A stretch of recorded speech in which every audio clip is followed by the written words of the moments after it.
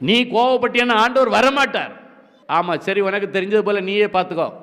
நீ முடிவெடுத்துட்ட இல்லை, திட்டணன்னு முடிவெடுத்துட்ட இல்லை, சாட்சி கடனன்னு முடிவெடுத்துட்ட இல்லை, நீயே பார்த்துக்கோன்னு ஆண்டவர் ஒதுங்கிடுவார். ஆனால் நீ அமைதியாக இருந்தன்னா என் இயேசு உனக்காக வழக்காடுவார், என் இயேசு உனக்காக யுத்தம் பண்ணுவார்.